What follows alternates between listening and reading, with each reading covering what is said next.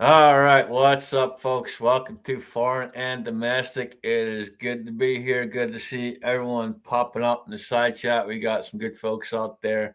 With that being said, Alan is back with us this week. Good to see you, brother. Please start us off right. Oh, most certainly.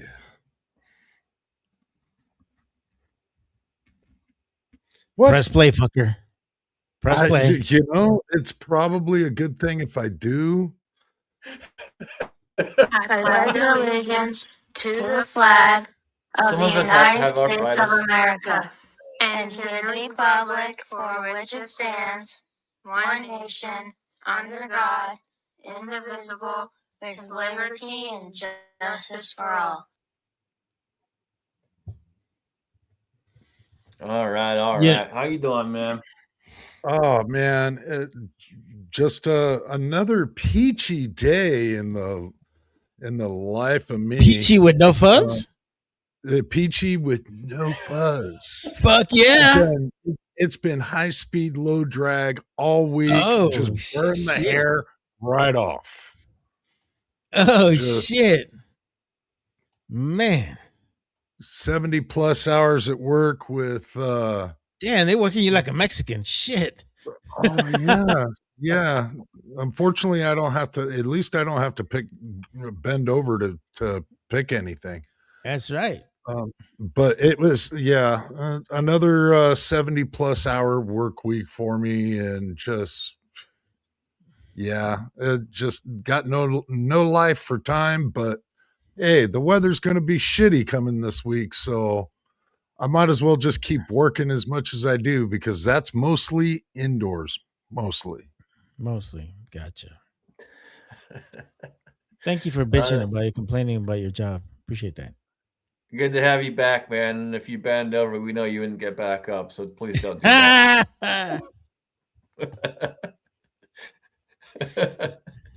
Battle Beam, what's going on, man? Oh man, I'm just telling you, man. I am so happy for the people of Iran and Venezuela. We need to fucking liberate more countries with hot bitches, man. I swear to God. I don't know if you guys been seeing these hot ass Persian women. They're fucking smoking hot, man. They're beautiful with big titties. I'm like, yes. Like I need to wear like my veteran fucking hat out there and just get all kinds of love and shit, man. But no, we have a big Iranian community over here in California. It was massive. I actually passed through there, and dude, it was like a block of people, man. Just a whole block, just full of people with Iranian and American flags. It was great. It was awesome, man. So I'm happy, man. We're doing good stuff here, man. But yeah, that's all I got. So you're all about the beautiful women with big titties, huh? Fuck yeah. Yes. Yes. Yes. Yeah. Big Tatas is in the house. Big Tata is in the house. So that block full, that had to have been a lot of titties, man, if that was a block full. Yeah, I know, man. But if you go to Chicago, you might get Tyrone. Just saying. Is Tyrone that got big titties? Big T in the house. Big T in the house.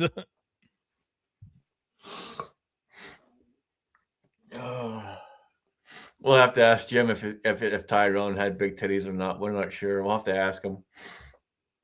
Big man titties. Hello. Rob, how you doing, dude? Doing all right. Bitch a little bit about work myself because I'm still doing some, but other than that, surviving. You have your salad this week? Yeah, I've had a couple. Big spender. Yeah, well, it's good stuff. So a lot of times on the side, and then we do a like chicken salad dinner type thing as well. So that our salad with chicken, not chicken salad. You say that and everybody thinks like the mayonnaise or something. I don't know, but Salad with chicken. I had a salad last night that was like well, it was a taco salad pizza. It was a Man, taco shut pizza up. with a little bit of lettuce on top. Well, that's the one thing. I've always said if you could only pick one thing to eat, I would have a hard time deciding between pizza or tacos, or not tacos, or salad, because pizza you can put damn near anything on and still call it a pizza. You can put steak on there, hamburger, whatever. Technically anything, pretty much. Some weirdos put ranch dressing on it. I don't know, but you could probably even put what would be considered a salad on a pizza. But anyway, and then with salad, it's pretty much the same thing. You can do the tuna salads, chicken salads, potato salads, macaroni salads. Let's see, the actual, what would be considered normal salads. And then, throw chicken, throw anything you want on it. So Now you're I getting don't know. fancy, man. You figure you'd get tired of just steak. As much as I love steak, after 2 years, maybe I'd probably like a little something different, and you can switch it up with dressing.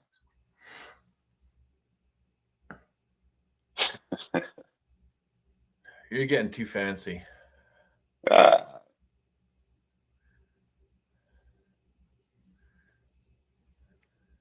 no, thanks for having me, and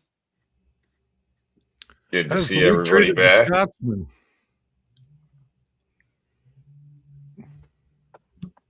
What's that, Alan?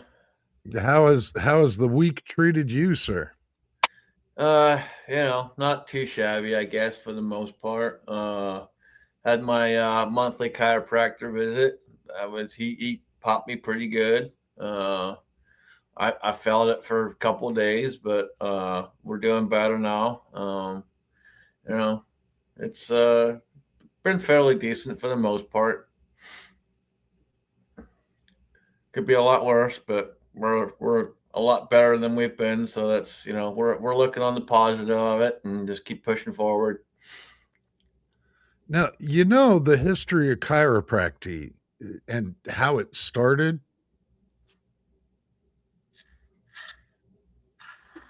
I mean, somewhat. It's been a while, but somewhat. Well, it was two guys, and I'm trying to remember if they were brothers or not, but they literally just created it out of nowhere.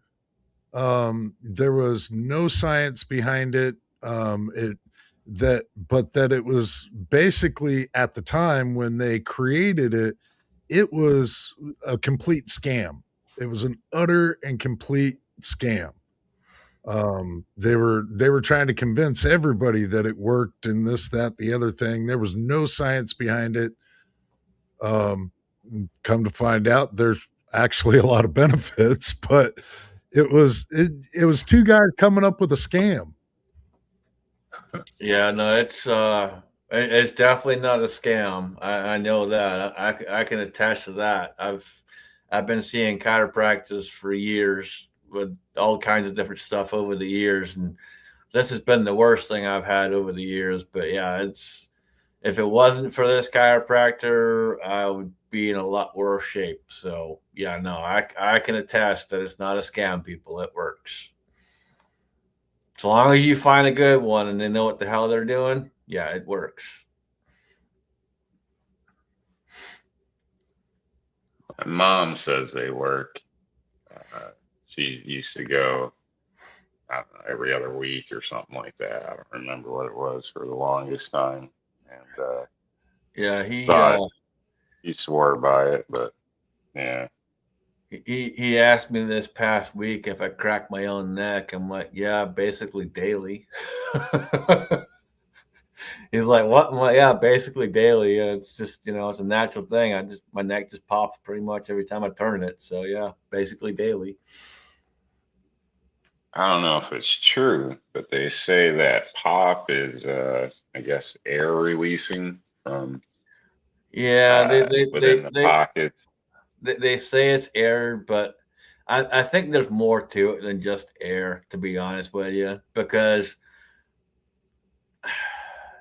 so there's different things that I've experienced over the years with it, but one of the things that I've been able to do and help people with over the years, for example, is if you have a headache, I can crack your neck and get rid of your headache.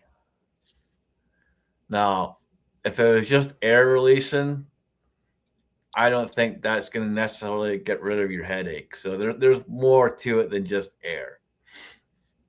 Oh yeah, that wasn't my point. My point is, they say with prolonged, doing it a lot, like people constantly cracking their knuckles or whatever. Apparently, that's going to just, speed the issues up or whatever because of the fact that because of the air coming out, that it eventually, like anything, kind of wears out the cartilage. That's something that I've heard a lot over the years, but the thing with that is, like, every time I make a fist, my knuckles crack. Period. And that's just the nature of how my hand is. It just cracks every time I make a fist. Doesn't matter what I'm doing. So, old masturbation injury, or when you've been punching trees as long as I've been punching trees, it tends to just everything just cracks. Well, I mean, I'm glad you can beat wood. But yeah, essentially, yeah, air is a very simple way to explain it. But pockets of carbon dioxide mostly get stuck in the muscles, and those pockets will actually start to slowly become actually really, really toxic. That's one of the reasons why even chiropractors will tell you after an adjustment, go flush your system full of water. Because you're actually releasing those toxins into your blood system. It's another one of the things that like yoga instructors and physical therapists will tell you. You do a big batch of stretching to make sure to flush your system with a lot of water, because that's going to help rinse all that out of your muscles. And so there is some truth to it being air caught in your muscles. But a lot of it has to do with relaxing the muscle, and to my understanding, relaxing the muscle around the skeletal form, trying to relax the tendon attaching the muscle to the bone, and then actually putting the bone back where it needs to be, and then allowing that to settle. And so everything slowly tightens back up, with the main structure of the bone being where it's supposed to be. Now, of course, there's a thing called muscle memory. And so you can actually, that's what she said would have been appropriate, but I let it slide. It will actually pull it back out of place. Just because your muscle is very, very accustomed to pulling something that way or pushing something the other way. Yeah. And so, yeah, it basically tries to retrain your muscles and tendons to be in a proper place. And so there is some solid science behind it. That's the big part of it. It's about your muscles and the tendons too. It's not just the bones. Everyone just associates it with cracking, but it's more than just the cracking. Like you said, it's to do with the tendons, the muscles, getting everything to relax. One thing I like about this chiropractor is they do a lot of preparation before he actually works on you, so that your body's more relaxed. So it's easier to get in there and work on it. So it works out pretty good. I think I've seen this guy probably 6 or 7 times now. And by far, he's probably the best chiropractor I've seen over the years. And I've seen quite a few over the years. So that's saying something. Yeah. And I too have seen a lot of, I've gone to a lot of chiropractic. And one of the things that chiropractors started to utilize that I think was absolutely phenomenal is basically a form of muscle shock therapy, where they'll put the electro pads on you and turn it on and tell you, let me know when you can't stand it. And they'll just shock the shit out of your muscles.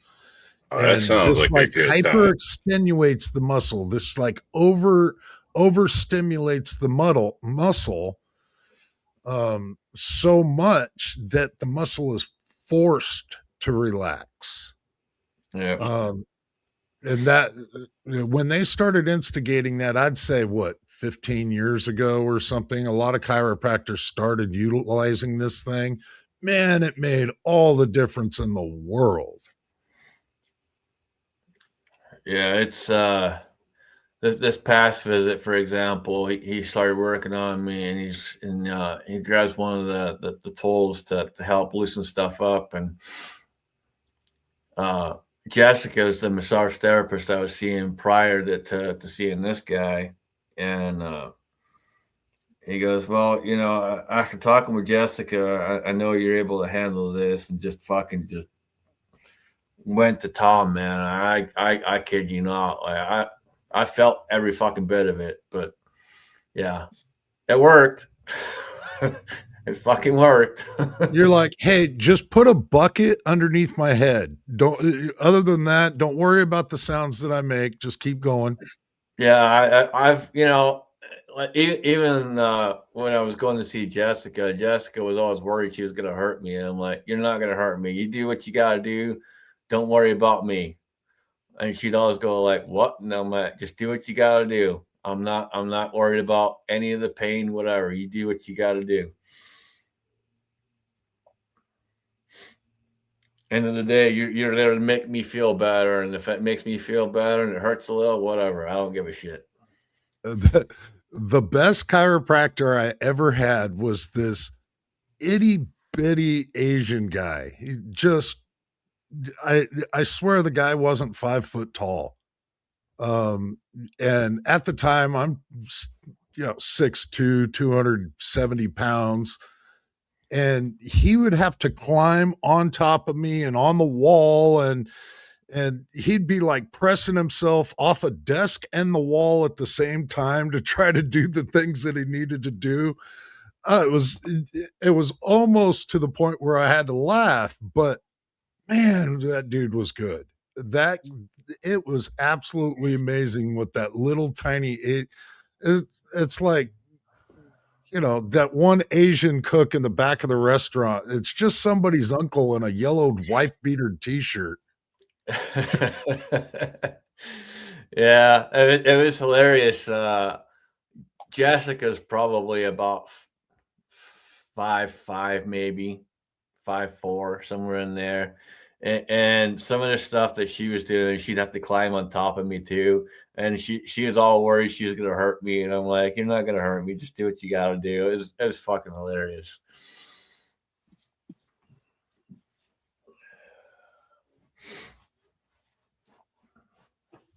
Yeah, woman at 5'5" right now, I'd probably pay them to just walk all over me. I've just been, these 70-hour work weeks are just grating. Yeah, Jessica's good, but she's not cheap. I'll tell you that. She's good, but she ain't cheap.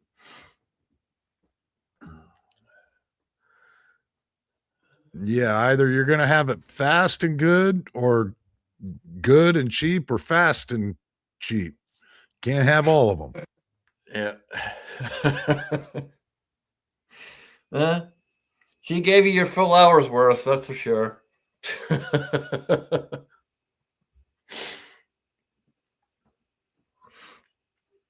So what'd you do with the other 58 and a half minutes? Well, you know what we do around here. It's a shit show, so let's just say there wasn't a whole lot of talking involved.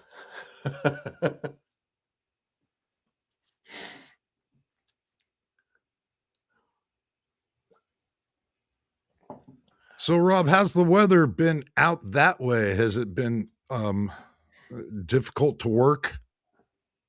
Yeah, it's been going back and forth a lot.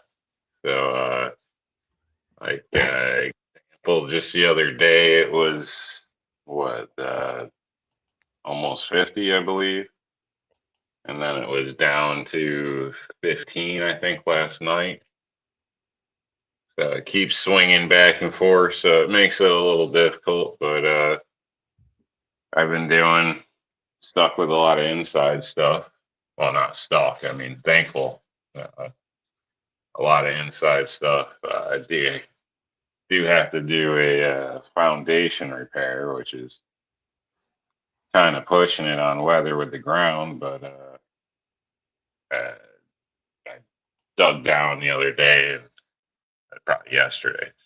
I've been really busy, so I don't even know what day what is, but but basically and made sure I was able to get down and check to make sure it's a footer and whatnot. But anyway, all types of stuff. That's going to be outside, but next week's supposed to warm back up. So, and I got to get a permit on that. So I can't even call until tomorrow, and they're on at least a 2-day delay.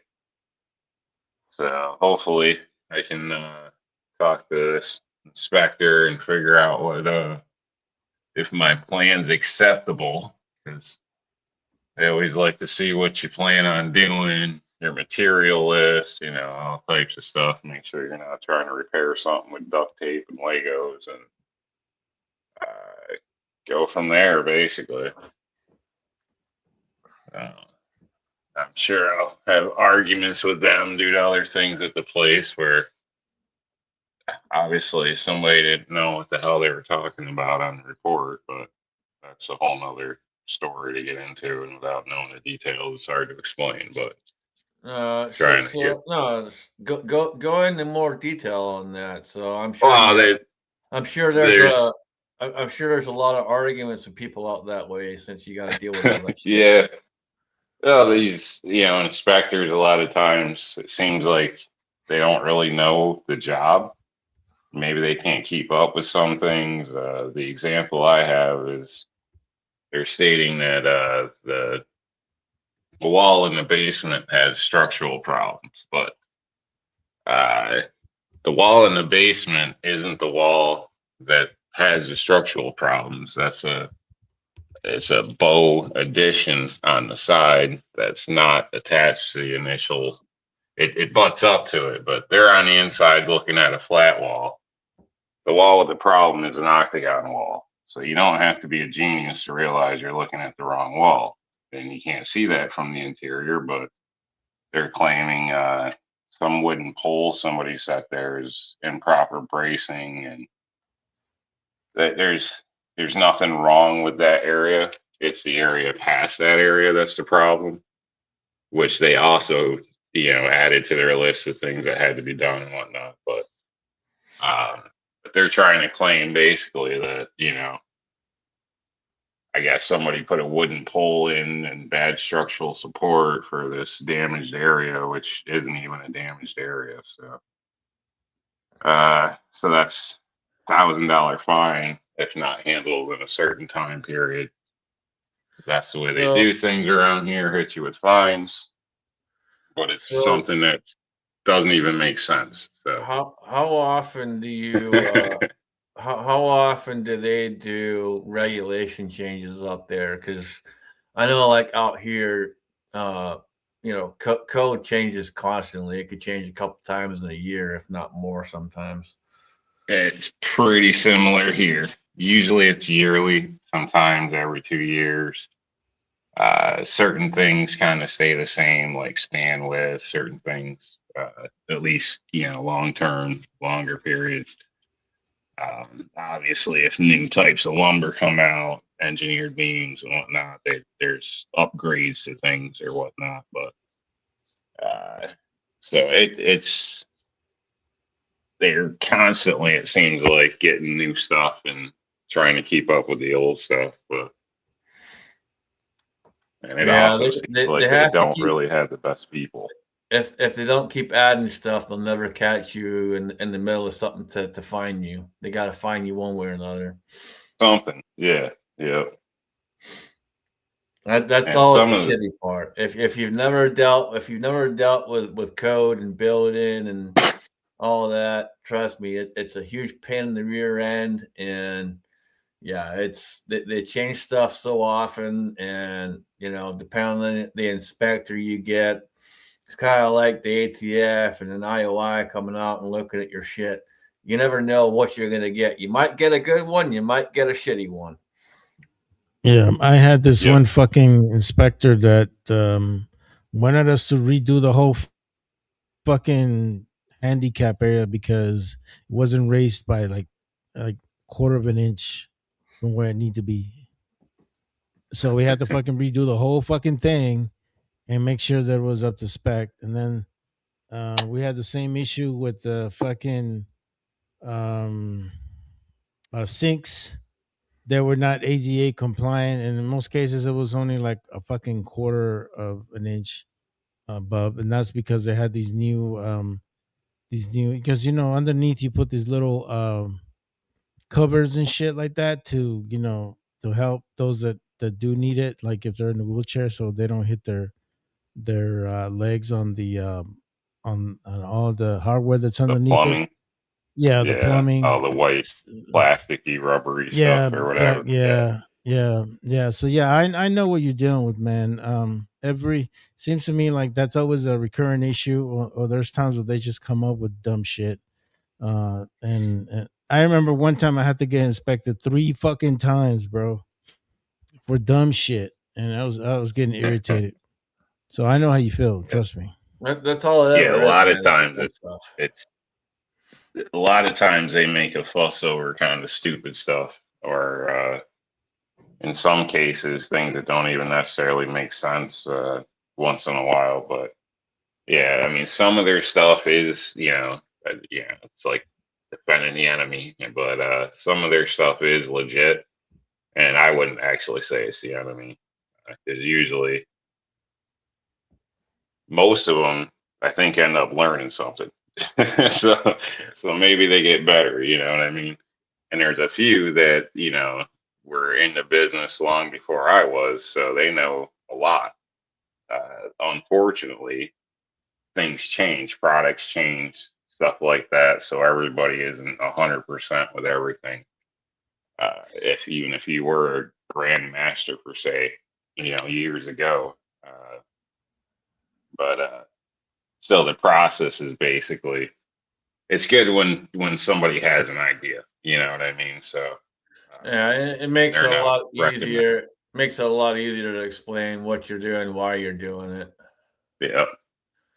And they're not recommending something that's going to cost you or a customer more that isn't even needed in a sense. So, but I've seen it Yeah, the other way too, where they'll approve stuff. I've actually gotten in arguments with a guy about the thickness of lumber because all I needed was 2x6, but I was doing 2x10s, I think. It gave me a more of a load, but basically with the span, the customer had a wheelchair, one of those heavy ones, motorized, has a bunch of friends that come over in wheelchairs and they sit on the deck. The last deck they approved fell apart in 3 years, and the lady literally fell through it. So apparently they didn't do a very good job, and use drywall screws, all types of stupid shit. And they approved yeah. that, but they want to argue with me for beefing up the span. The customer was fine with it because she doesn't want to fall through her deck again. You know what It's I because you're mean? black, man. That's what it is. 'Cause you're black. So code's the, kind of the bare minimum, but they the butt their nose in places they don't need to sometimes. the Sorry, God. last deck I worked on, we were tearing it apart, and dude, I shit you not, there was 4 different types of screws and 2 different types of nails to put it together. It was a fucking nightmare to tear that shit apart. Yeah. Yeah. And obviously there's a difference in where you should use a screw versus a nail. You know what I mean? the different types of shear strength, how they're designed to work. You know, and sometimes that's not done right, or the wrong type of nails or screws, and all those little things make a difference as far as code. But in some cases, the inspector doesn't And even know. if you're screwing it in and it doesn't want to go, don't force it, because you're just gonna chew the head up. I'm so tired of fucking chewed up screws because people don't know how to fucking use a drill. It's not hard, people. All right, dude, calm down. Jesus, man. You need therapy. Shit. Oh, get Tim going. So Iran. We got a whole bunch of the leftist sect is pissed off, and they're screaming about how Trump is starting new wars. Trump is not starting wars. This is one of the things that I think is very, very misunderstood. He is doing very, very strategic strikes in unideal regimes that take out those regimes. These are not wars. These are like individual strikes. I have a theory. Yeah, go for it. So my theory is when Russia doesn't want to play fucking, they want to play hardball and they don't want to fucking do anything about Ukraine. What do? Start getting rid of their fucking cronies. Venezuela, Cuba's probably fucking next, and now you got Iran. You start chipping away to the point that Russia doesn't have the resources that they need. That's a good way of getting them out there to the table and be like, hey, we need to negotiate now because you wanted to play fucking hardball, so I went and got rid of all your fucking cronies. So now you get what you get and eat a bag of dicks is the way I look at it. I don't disagree with that at all. Instead of actually going to war with somebody, he's literally eliminating their support. And not only Russia but China's as well. It's a absolutely phenomenal tactic, and it's not just about those two countries. Iran's been a problem for the United States for a very, very, very long time. They are, and now the Iranians have the ability to actually take over their own country again because of the United States. And it's great, man. I mean, to be honest with you, we have a big Iranian community here in California. And like I was telling you guys, man, it was a block full of people, very fucking fine chicks too. Look, you were just happy because there was a block full of big women with big titties. Yeah, I was like, damn, girl, yeah, bouncing around, going, I was like, shit, I forgot my veteran hat. I would have gotten all kinds of shit. Yeah, I was like, Mario, don't ever go to a Renaissance festival, man, because if you do, you're gonna want to go all the time, everywhere. Oh, chicks I seen those. Carrying around mugs of ale, eating whole turkey legs. Man, that's like it. Shit. Now you give me ideas, but now I can't go with the wife though. He turned his camera off for a reason, folks. His wife's ready to beat his ass. Yeah, man. No, man, it's great. I like it. But to be honest with you guys, Iran has been a major pain in the ass to the United States. They really have. And Venezuela has not helped themselves either. So, and I think we also kind of tend to forget that Nigerian Christians are fucking getting slaughtered, and he put a stop to that shit real quick. Well, these fucking Islamic motherfuckers are out there in Nigeria fucking killing Christians. I gotta hand it to Trump, man. This masterclass at his finest right here, bro. I mean, what he's doing, I think in many ways needs to be really looked at. And really, I feel bad for Marco because that motherfucker keeps getting more jobs every time some shit happens. And it's like, how many more jobs you want to give Marco, man? Like, give some shit to JD or something, because that boy's running like 4 agencies and trying to fucking manage Venezuela, and now he's probably gonna have to fucking manage the whole Iran thing. And like, what the fuck? Yeah. So yeah, give some of that shit to JD, man. Stop fucking overworking the fucking Cuban. Just saying. So, Alan, do you own a bow? Not currently. I don't actually have a bow currently. I have kind of been looking around for quite a while. Just never really found anything that truly tickled my fancy, and I'm what little time off I do have, I'm looking at um, other parts and pieces to start working on a project. Okay. But I don't currently have a bow, and I used to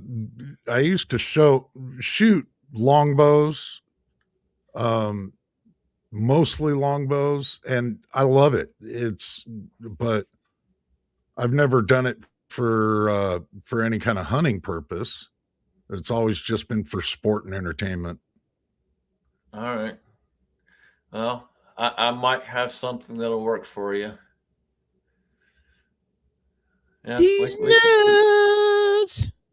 we could make something happen. I got something that'll work for you, I'm sure. This motherfucker watched Last of the Mohicans and now he's trying to bow and shit. Man, bows are nice. I've been in bows for many years. Actually, a little bit before the guns. Kind of all fell together at the same time. But I worked in the bows for probably a year before I worked in the firearms. And I got taught a lot of shit by a very knowledgeable person, good old Lou. And Lou was a metalhead, 72-year-old metalhead, fucking awesome dude. I walked into work one day, Battle Bean, I shit you not, man. I walked into work 6:30 in the morning, and I hear, let the bodies hit the floor. Let the bodies hit the floor. And I fucking walk in and I open the door and there's Lou just fucking rocking out, man. I'm like, we play that shit a lot. That's way better than coming into work and somebody's listening to the golden oldies or NPR country or some shit like that. Yeah, it's like, oh yeah, no, dude, I've seen that where I show up and people are listening to the most depressing shit. You're fucking like, awesome. Yeah, like, you want to be go, not like, I don't know, all this slow shit at work. Yeah, I know. He was in there making strings at the time. Like going to work and listening to love songs or some shit. Like, what the hell is wrong with you, man? You got pee-pee from my butthole? He was in there making a string, and that was just fucking awesome, dude. I'm like, that's badass, man. And he taught me how to make strings and do all that shit too. It was fucking awesome. Make strings, huh? Shit. Oh yeah, man. I can make my own bowstrings, all that shit. Man, damn. Then you? Yeah. Well, I mean, it kind of makes sense. You fucking are from the Wallace clan and shit. Well, he taught me a lot of shit, man. He was a good dude. Lou was a badass, man. That guy had gone out to Wyoming, Colorado, all kinds of fucking places, hunted everything on the fucking planet you can think of with a fucking bow. Badass motherfucker. Fuzzy says he doesn't like Kushner. Like, bro, hey, that motherfucker, don't be talking shit about Jewish people, man. You ain't never gonna work in show business. Just saying. Stay away from the Jewish people. Don't talk shit about them. That motherfuckers own everything. Does show business even work in show business anymore? I mean, Seems like the whole movie industry just kind of took a shit a while ago. Yeah, man. Netflix and all these other fucking places just took over. I mean, you think about it. Netflix Are making their own you not fucking movies. entertained? Are you Are not you not entertained? entertained? That's right. That's right. Pat, what's going on, man? More TP from a butthole? I need TP for my bunghole. Anyway, no, just got in from checking cows, tagging calves, doing chores, and ran a little late tonight, but that's all right. They take precedent. So, yeah, just been busy. Busy. So, Good but deal, You man. have more new calves or what?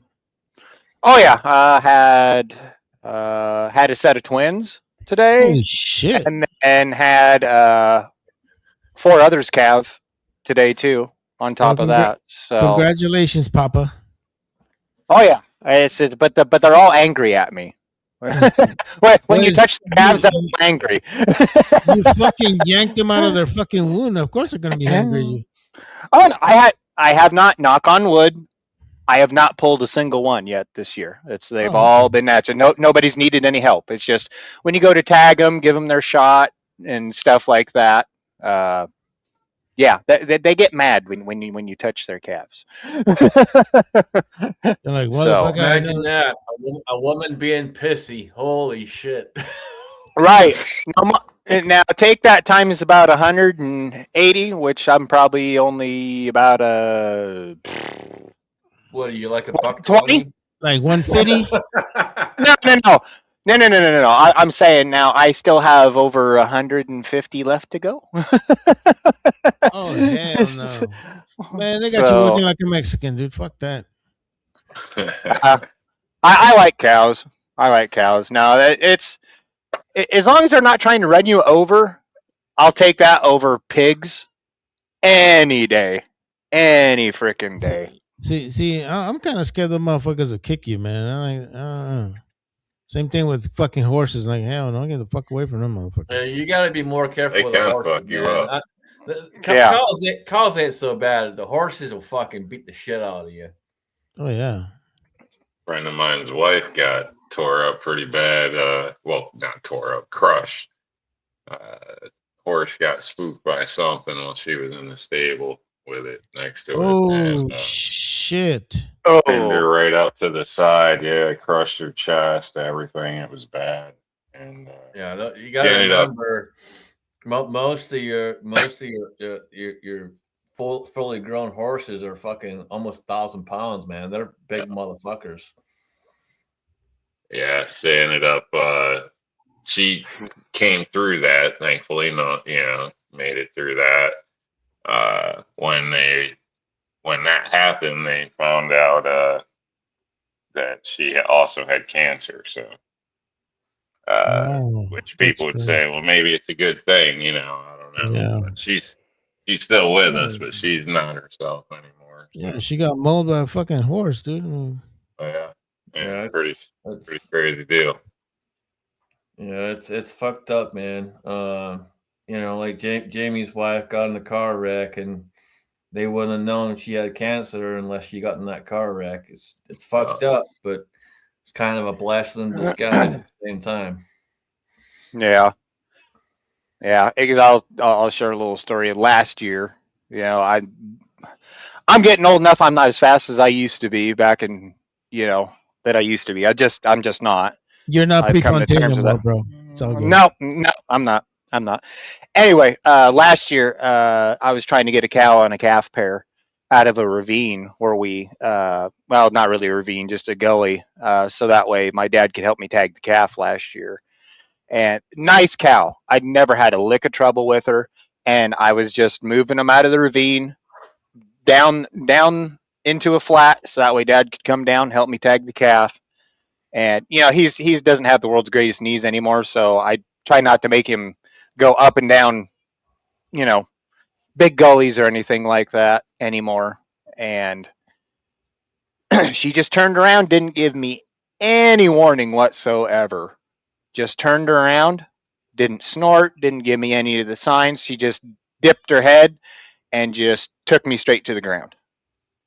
I mean, took me straight to the ground and pushed me into the ground. And when something like that happens, you don't stop moving. You have to get back up on your feet. You have to scramble. And I did, and got up beside a tree, and she finally quit. So this year we go out in the pastures and stuff with a side by side with a enclosed cab.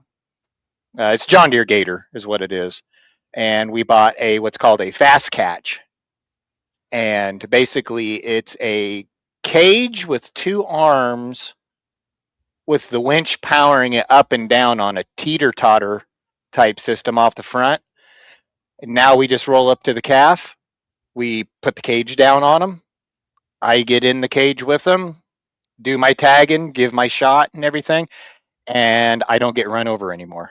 So because last year was kind of a wake-up call, because I've been put to the ground, but I'm just getting to the age now that I don't recover from that stuff like I used to. And you have that's kind of cool, man. You got a picture of that? People can see it. You know what? Actually, I don't think I even have one on my phone yet. It's so new. We just had it the last 4 or 5 days. It was on back order, so dang. Well, I'll have to look. I'll have to look. I might have and I may not have. So Scotsman getting all excited. It's not for women, Scotsman. It's not for women. Ooh, you're coming with me. But no, hey, no. I'm an asshole. I'm not that much of an asshole. Right. Yeah, you know what? I don't even have a picture of it on my phone yet. So it's just an aluminum cage with a door on it with some wheels. So that way when it hits the ground, it doesn't just dig into the ground. And it's on the driver's side, and it just teeters up and down. And as soon as you get up to that calf, you just lower the cage down on them, and you're totally safe from mom. So, because especially if you get some aggressive moms, boy, that's not any fun. Next time you're half inside that thing or whatever the hell you're doing, take a picture so people can see it. Yeah, actually, I want to do a video and put it up on my YouTube channel. Is what I want to do, and get one that's actually aggressive, and not the ones that just see it and flake out and run away. Because it's so new, they don't know what to make of it. Cows are funny, but I've got one in particular out there. Well, actually, there's about 3 cows out there that I physically cannot tag, give a shot, because as soon as they have their calf and they see that side-by-side come into the pasture, they know what's going on, and they run back to their calf faster than you can get to it in a side-by-side flat out. And they will protect that calf to the death. So those are the ones that we don't tag. We get those in the spring when they come through the chute. What about a trait gun? Yeah, we do have those, but typically on something like that, we don't try to use the trank gun unless we absolutely have to. Now, if we're if we give a shot like of medicine and stuff like that, we can do it for that, or we can knock them out, with some anisad. But yeah, we've thought about that a couple times, but on little calves, they're such a small target that half the time you wind up missing, especially when they're running. It's hard to do when they're just flat out boogieing. So, no, I'm talking about aggressive mama. Oh yeah, we only have 2 or 3 that are that aggressive that will just absolutely take you as soon as they see you. So we don't do that. We try to keep it down to a minimum. It's one of those deals if they're like summer pasture away and they get like pink eye or they get the runs or something, or if they even come down with pneumonia or something, then we will do it for sure. But the shot that we typically give them right now when they're first born just helps with the umbilical cord and stuff, not getting any infection and stuff in it when they're born. And then we've got something that's called Optimizer that you give orally that helps them not get the scoots when they're young. So we do a couple things, and typically we know who they are, and it's just 2 or 3 that we can't tag. But there are some other ones that they lean on you when you're tagging the calf. They're not necessarily aggressive, but it's just like, yeah, that switch could flip in a second. And a hospital bill could be way more expensive than the system we just bought for our side-by-side. So Dad's old enough. I'm getting old enough. We were like, no, it's not worth it anymore. So but we got this system in place now. So, and I love it. I love it. So are you going to be able to use it? Like, are they all going to catch on, or you only got a couple that catch on? Typically with a system like that, if you get them within the first couple hours that they're born, they're not really that fast. So they're still, fairly wobbly and stuff. So if you catch them within the first couple hours, typically you're good because the calves are kind of slow. Not high speed yet. Now, if you give them a full day and then go to tag it, yeah, you're going to have problems. Because that rough pasture, there's just some spots you can't get to and go fast because, the cattle ruts and the ravines and stuff like that. So, yeah, it may not work all the time, but if we do it right, with the vast majority of it is going to work. So, all right. So, good brother out there, chessboard, sent us a picture of a calf catcher. So we'll go ahead and share this. Is this kind of what yours looks like? yes, but ours does not roll on the ground. We looked into that system at first, but our ground's so rough that I don't think something like that would survive. It needs to be up off the ground until you get to the calf because we have so many cattle ruts. Now, if you're on meadows and stuff like that, fairly flat places and stuff, that thing would probably work great. So you said yours comes out the front. So this one's kind of off to the side. So yours is more right on the front of it? It's called a fast catch is what it's called. And it's on 2 arms with a winch. And the winch just moves the one arm up and down and it swivels up in the air. And as soon as you get up there, you can use that winch to go up and down. And as soon as you get up to that calf, you just lower it right on top of them and boom, they're caught. So, yeah, that system will work great for flat ground, smoother ground, because, like I said, we did look into a system like that, and it just with the terrain we calve on, it's not viable. So, but anywho, yeah, I wish I had a picture of that now because it's really neat. It really is. So you didn't think your cow catcher was going to be such the topic tonight, did you? No, I didn't. I didn't know we were having cattle talk tonight. Battle Bean might be interested in one to, get one of those Iranian ones with big yiddies, Fuck yeah. Right on America. He's got to drive down the street and be like, "Hey, baby, woo! I'm a veteran. You're coming home with me." Sugar. Yeah, you need to do your patriotic duty and give up the booty. Well, I'll tell you what, it would probably work good if you catch him out on the street. Get him coming out of the Starbucks. Just drive up and lower the cage down right over him. The Starbuco? Oh my God. Oh, shit. I never thought about that. That'd be hilarious. Here I am hunting for yep. wild Persian women. Yeah, I could just see that. She's angry. She's angry. I'm gonna go touch her. She's angry. Touch her with your steak. Yeah, with the steak. Whoa. Let's not get crazy here. Quick, find me a stick so I can poke at it.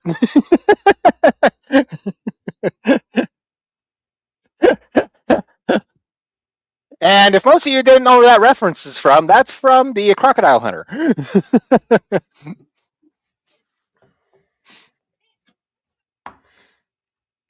Anyway, now that I've got the show totally off the rails, what were you guys talking about? It was off the rails before you even showed up, brother. Oh, okay, cool. That's just how this show goes. There's a reason that we're it's a shit show for a reason. But that's okay. We're perfectly fine with things like that. We're here for people to talk about what they want to talk about, share what they want to share, and like you and me have talked about quite a few times, is for people to have a spot to get out there and say what they want to say, and not feel like they're being suppressed in any way. And we don't do that around here. So yeah, man, this isn't MSNBC where we fucking, or The View. We tell you can't talk about that kind of shit. But can you imagine? If Cosmo was Whoopi? That's ugly as fuck. This motherfucker's already ugly. You can't make it uglier than that. Dude, I was gonna say, what the fuck are you talking about? I can't get much uglier. I know shit. Like, damn. Can you imagine Cosmo with braids? Now you're talking about making me a big fat black woman. Oh Jesus. Shit! Yeah, man. God, with your kilt. That would be something. The fuck is wrong with you? I know. I have a deranged mind.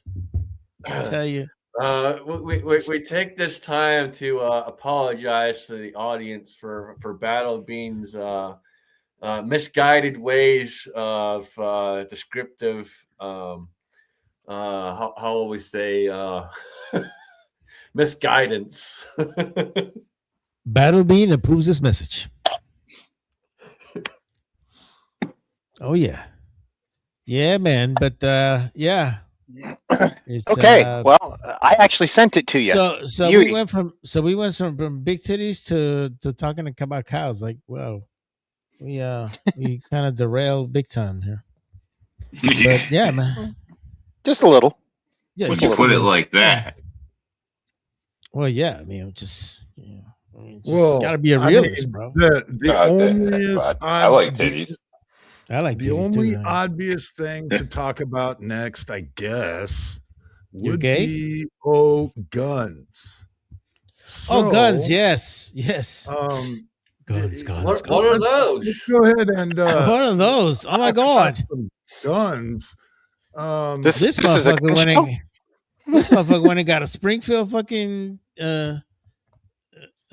advertising there. Hey, we're not sponsored by Springfield. Just won't say that. Hey Pat, are you able to share that? Because I can't share it because I don't have Facebook. I sent it to you in a. Yeah, it won't open because I don't have Facebook. Do you have Messenger? Are you able to share your screen and I'll just open it up? Yeah, man. Why are you trying to be complicated? Fuck, man. Jesus. Damn, I don't know if I can get that pulled up or not. It's not going to open for me. Okay, well, let me work on it here a second. I'll see if I can get it to pull up. Trying to be complicated over here. Dare you? All right. Anyway, Alan, guns. Yeah, guns. Springfield. Oh, did you actually want to talk about guns now? Yeah, let's talk about guns. Yes, I mean we can talk about big Yetis if you want to. I mean, we can talk about it. Yeah, I like that shit. Yeah. So how about the Smith & Wesson 396 44 special? This guy is called the Night Guard. And I'm telling you, this thing is looking absolutely lovely. 23.5 ounces, an inch and a half wide. This thing is looking pretty. Serious. 44, baby, 44. When's this going to end up in your rotisserie, Scotsman? Hold on, I'm sorry, I got distracted. You see what I mean? You see what I mean? Touching yourself, or I'm sorry, not sorry. I got distracted. Yes, yes. We are fighting man. the oppression of Persian women being so I- fucking hot. I see Yiddies. So the night guard, actually they've had that out for quite a while. That might be a newer version of it, but they've had one. They had the 329 PD that came out. Hell, probably 8 or 9 years ago was the 329 PD, and then the night guard came out right after that. So they've had that kind of for a while, but that might be a newer edition of it. well, I think, and I could be wrong. They did have a version of this in 357. This dog's 44. Yeah, the 329 was in 44, so that it's possible the original night guard was 357. Yeah, no, man, probably never. And simply because I like my old guns. I'm not big on the new stuff, so probably never. It just doesn't have the sex appeal for me, man. I'm sorry, it just doesn't. I like my old school blue and my old school wood grips, and what can I say? I like big yiddies. Why do you keep doing this? What? I'm not complaining, but Man, all I can say is sometimes it pays off to live in California, you know? High No, maintenance. we were talking about 44s. Those are some 44s. Oh, I'm sorry, right man. there. You know, No, bigums, those are- bigums. I mean, I don't know. Those are some 44s right there. Mm-hmm. Well, 44F. Yeah, seriously, man. Victoria ain't got no secret. Mm-mm. Yeah, no, I'm not big on the newer Smiths at all. I don't really see me owning anything newer than the Wrist Breaker 3000, and you shot that. You named it actually. You named that, and that name will stick with it forever. And I carry that every single day. That's my daily carry every day. But yeah, that'll be the newest one I own, and that was from the early '90s. I don't see me ever buying anything newer Smith wise. Maybe down the road, one of the lever actions if they ever come down in price, but right now they're way too fucking pricey. Way too pricey.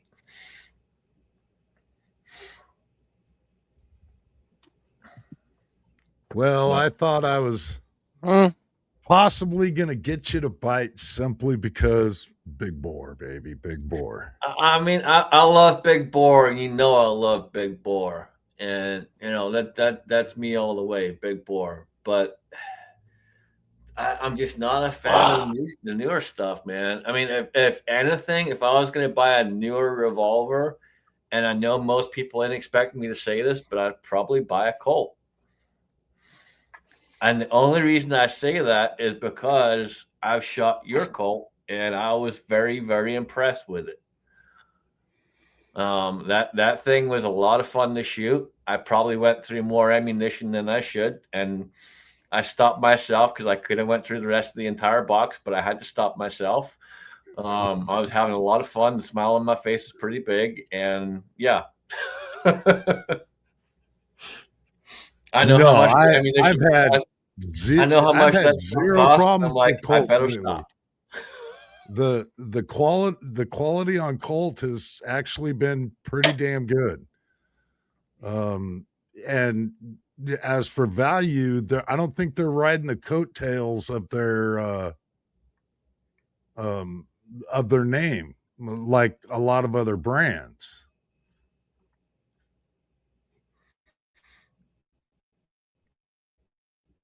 I'm showing titties. This fool showing cows. What the fuck, man? No, I'm all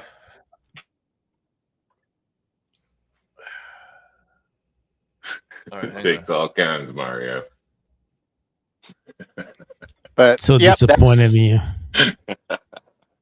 Boy, it's got to be like an alien invasion to them. Yeah, that's something else. Anyway. Yep, that's what we got. Anyway, I just happened to see the video and I was like, fucking, I'm not gonna pull up. I'll just throw that up real quick. That's cool, man. So. That's cool. No, I was very impressed with the newer Colts. You know, I've never been big on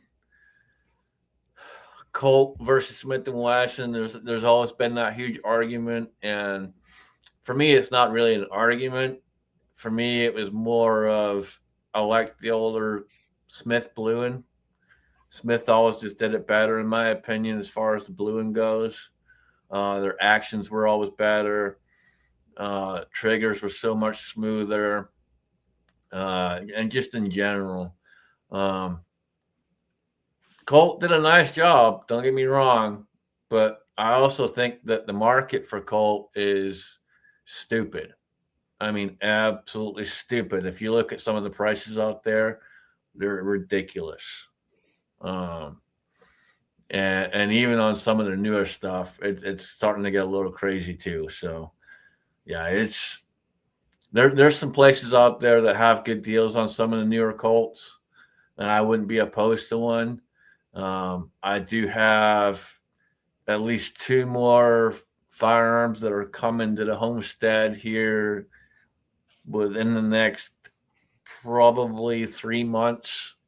And one of those is a little on the pricier side, but for good reason. And it's coming from someone who used to work for me and is a very good friend and a fellow collector. And it is something that is unfired, brand new, still in the box. So, yeah, it's worth every freaking penny he's asking.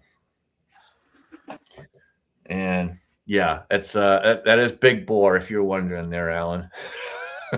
Oh yeah, that's unfired in the box, original. Yeah, it's a beautiful freaking piece. I saw it last year. I almost bought it last year, but I had to play smart with my money, so we're picking it up this year.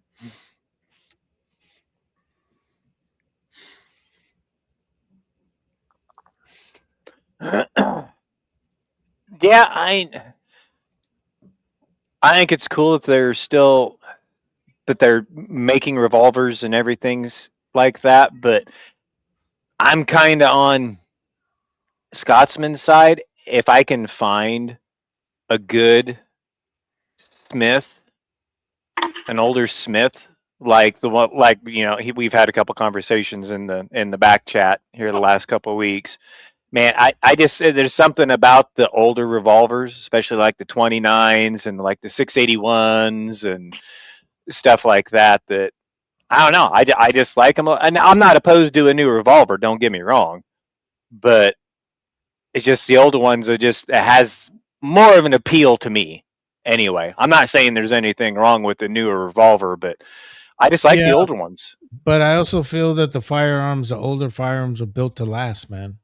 You know, there's just a certain way of craftsmanship that was done on those particular firearms compared to other ones. I mean, you stop and think about it, man. Back in the day, we had no CNC fucking machines back in the day. How the fuck you made the cylinders and then the frame and all kinds of shit? Like, I mean, Mm-hmm.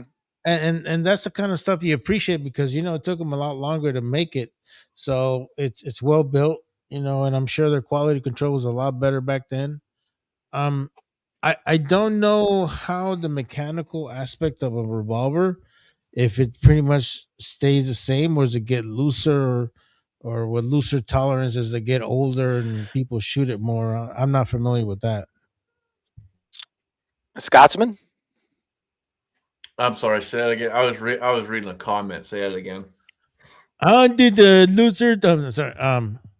So the older revolvers, I know that they're all kind of built to last, but do they kind of remain? Do their tolerances kind of remain the same over time, or is it just a lot of wear and tear kind of kind of. So that's going to really come down to what you put through it. And there are some folks out there who will argue that Smith & Wesson was not built to shoot a steady diet of magnums.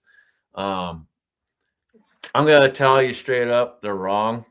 They'll argue with me all day. I know they will. They're up there in the side chat. They argued with me last night. It's fine, whatever.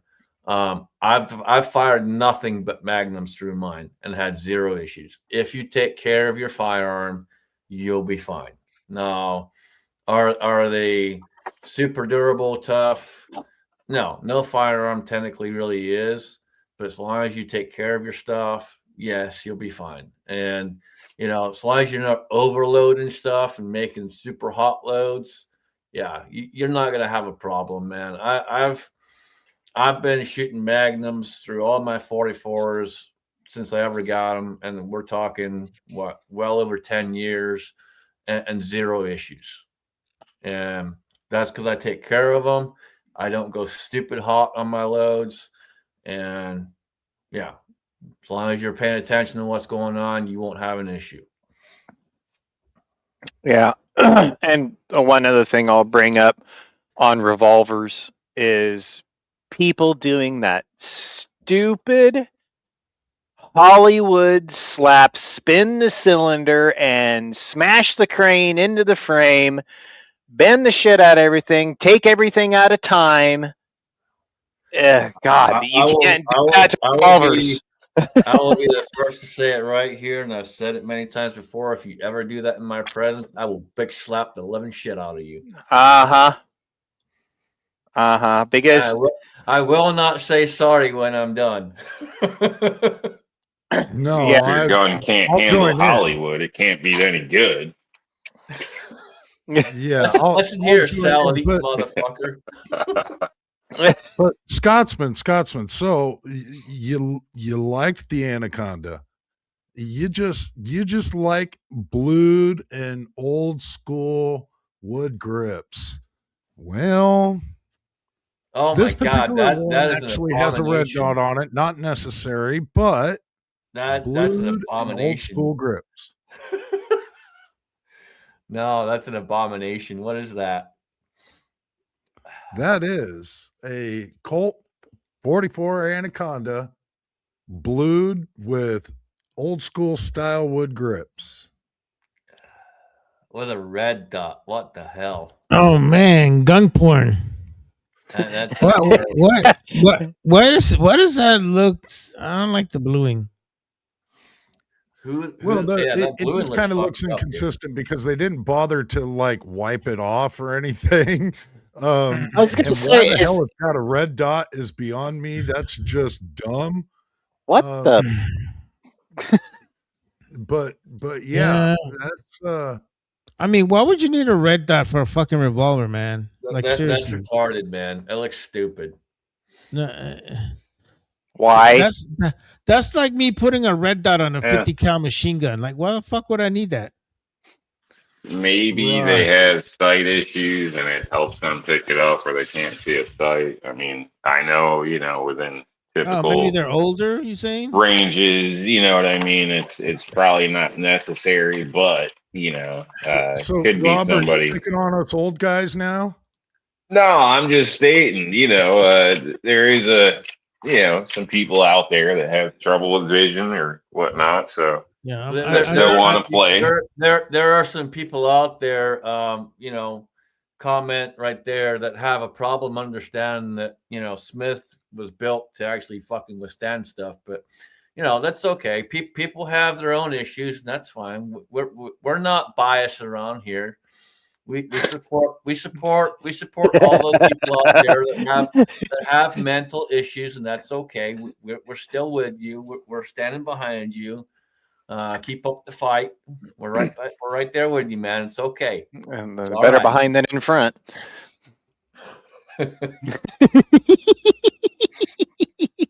Your mental issues are your mental issues. We're not judging here. We don't judge.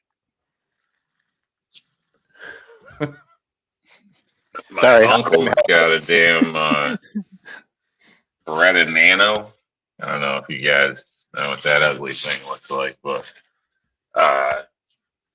basically he's got one of those out of the 22 LR, and he's got a big ass scope hook to it.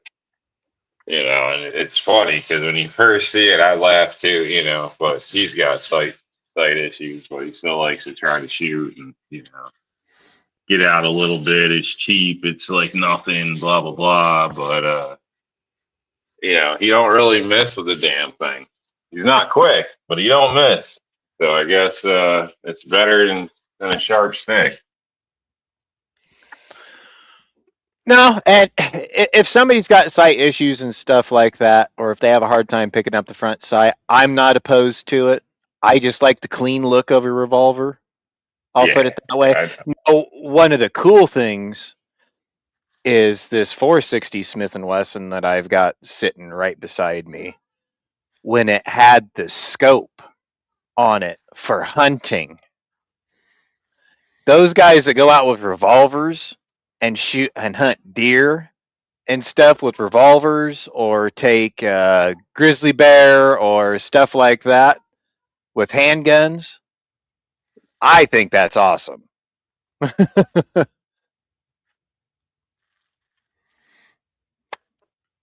Let me take down a bear with this fucking big ass fucking revolver. Yeah, I mean, for me, me personally, I'm just old school though. I love iron sights, man. That's just me. But I get it. Someone's got sight issues, like Pat was saying, and they need to have something on there. I get it.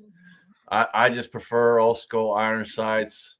I've shot with Allen many times over the years.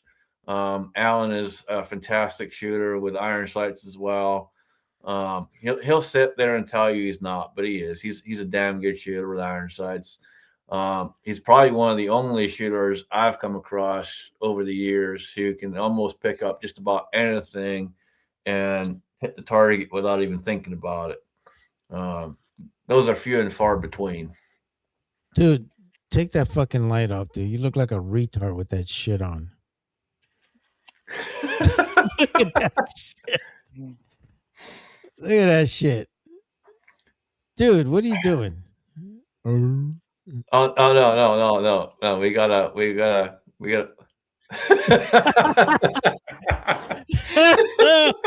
right there. That's perfect. Right there. What the fuck, bro? What was that fucking character's name back in the day? Big old fucking beady eyes like that. I know what you're talking about. I can't remember the name though. I don't fucking remember. There was a fucking cartoon character back in the day. Big old fucking beady eyes like that.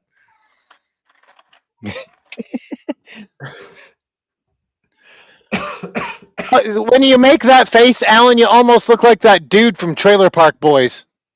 That's what I was thinking. Trailer Park Boys. TJ, you have a good night, man. Appreciate you, TJ. There you go.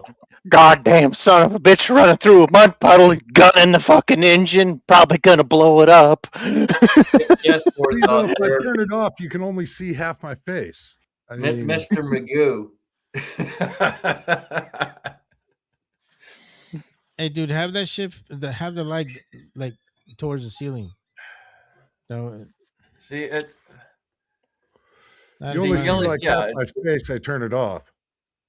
I'll have to make some adjustments. I think this side's more scary. I think you need to turn it back on.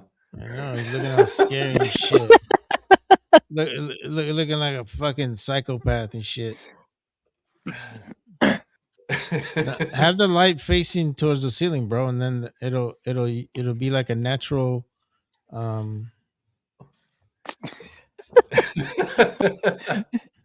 got too many doodabs and. I said the light, not the camera, dumbass. God. Oh, now you're way off center. Oh yeah. Now I just need a V8. Paddleby, what the fuck did you do, man? See all the problems you're causing? Hey man, look at that shit. Now, see, that looks way better. That looks way better, man. Problems. Hey man, I just call it like I see it. I know I'm not the only motherfucker that saw that shit. Be talking shit. Well, at least we can see your face this time, Mario. Normally, all we can see is this bright ass window behind you. Yep, just like that. You're the man in the dark, SA. What do you want? You want that? Kind of Stupid looked like dog. one of my uncles back in the day. Oh, wait. You guys like V8? You drink that? Oh yeah, fuck yeah. Just the regular stuff, not I that I feel flashy middle shit, aged regular. like a motherfucker every time I have Yeah. V8. Yeah.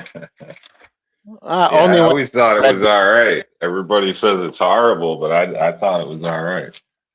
So a lot of times people won't drink it, and I get stuck drinking all of them or something. So So I think Battleby, for those that are out there that are wondering, what do you do for the eyebrow management care system? So, weed whacker, SA. Yeah, you know, we just got a wing and no, you know what? I just got one of those little nose trimmers and shit. And it's got like that little angle, so I get that fucking Dracula look just right, you know? It's fucking great. Love it. There you go, folks. If you want to look like the man with the greatest eyebrows on YouTube, get you a nose trimmer. I thought you actually like put wax on it and like peaked them up like the guys do with their curly mustaches. No, I that's thought you not just, Raleigh. like, The fuck pulled I look like pulled Raleigh on it. Fingers? No. The fuck I look like Wyatt Earp or some shit? No, dude. No, dude. No. No. This is all natural. I think I got some Romanian blood in my fucking background back in the day. Vlad the Impaler. There's Waller out there. Waller was out in Arizona and went to one of the cowboy action shoot national. Oh, did That you was want to pretty met? cool. Did you met fucking Cisco Kid, man? That dude's cool as fuck. That was pretty cool to see that. If you haven't seen that video, check it out, man. That was a cool video. Yep. Hand delivered. Yep, hand delivered holster from Italy, man. It's pretty badass. Can't beat that.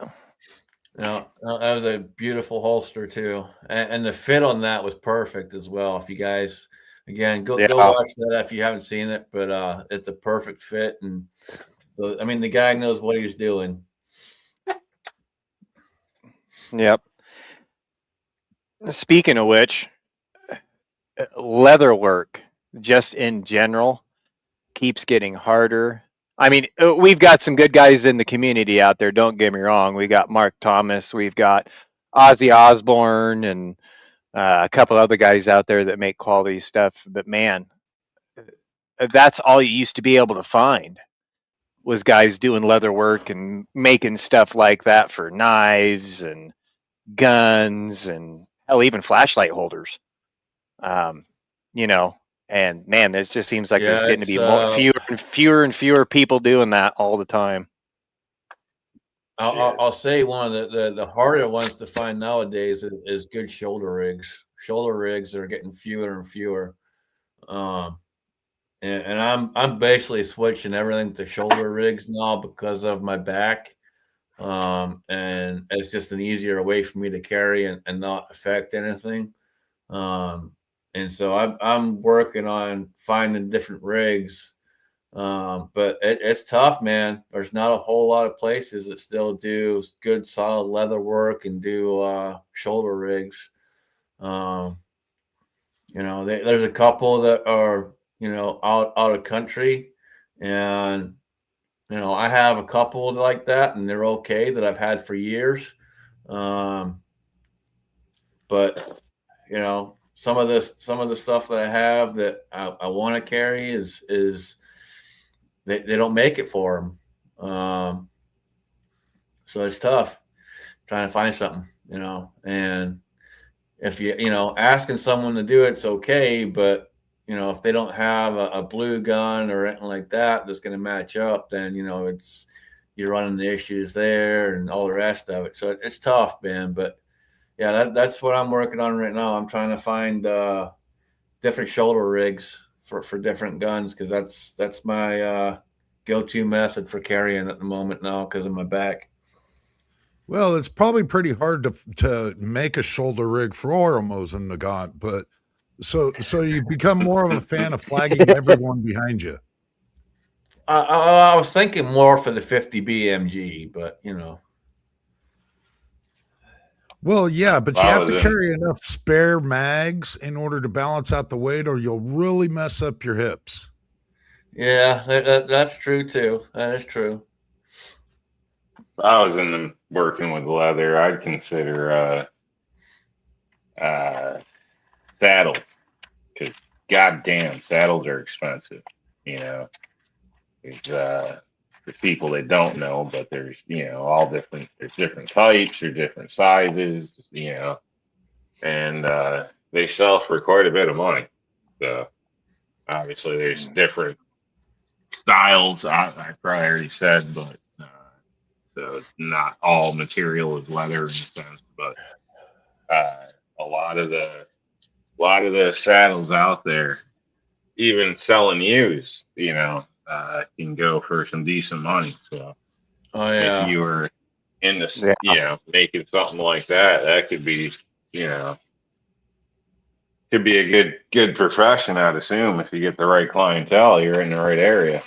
Yeah, if you know what you're doing with leather, it's a good profession to be in. Waller's out there said he hasn't done it in over 30 years. I did some leather work back in the day when I did upholstery, but not a ton of leather. Most of that was the other materials for couches and stuff like that. But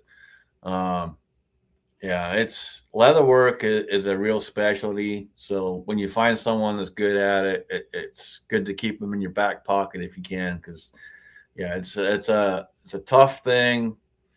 And if you, again, once you acquire those skills, it's an art form in itself. So did you build those goddamn couches that squeak whenever you sit on them?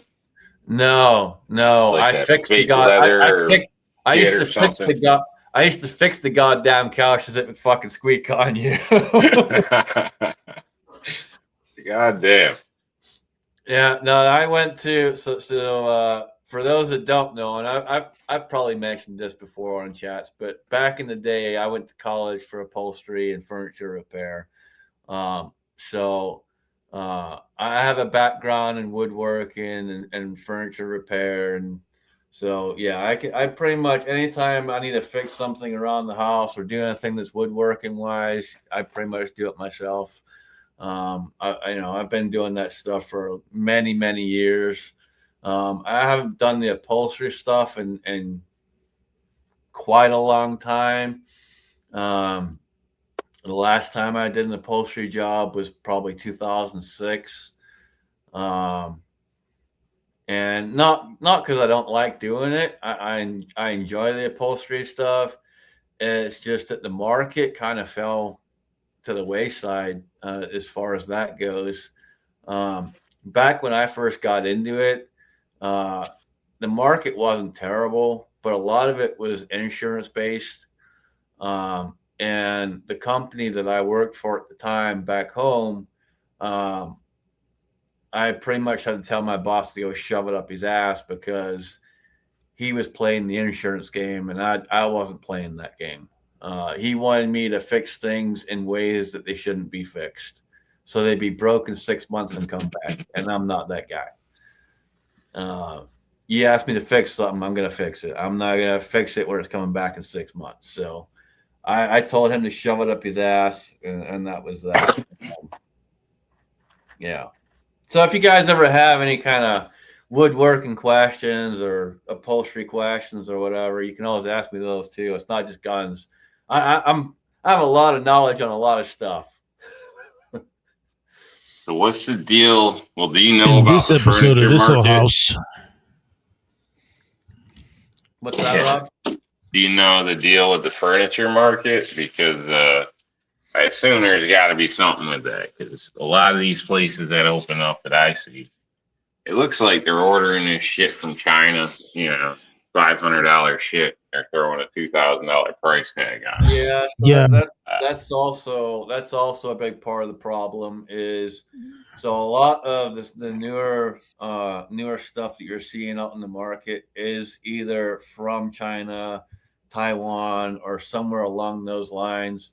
Actually, And Vietnam is starting to make a lot of the furniture nowadays. and And they're their stuff is pretty claiming good. they're claiming it's made in the USA. Well, for those that don't know, for something to be claimed as made in the USA, it can literally be assembled here and be claimed to be made in the USA. So a lot of times, what it is all the materials and all the basic stuff is made overseas. Then they ship them over here. They get assembled over here, and now it's made in the USA, and they slap a $2,000 tag on it. Isn't there like standards for the U.S. like as far as like foam not supposed to be so flammable or camera or cancer causing There are all this certain shit? there are certain standards, but I'll tell you that in my experience over the years, it is extremely easy to I'm not going to say bypass, but there are ways around the system.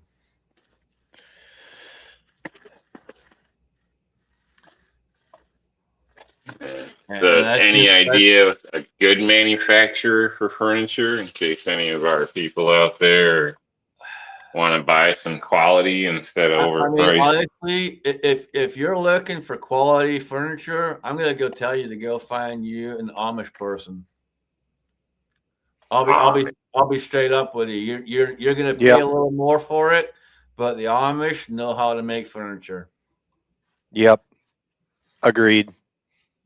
And they make some damn fine stuff. Is it expensive? Yeah, it is, but it's all handmade, and you know it's made in America. Fucking go buy it.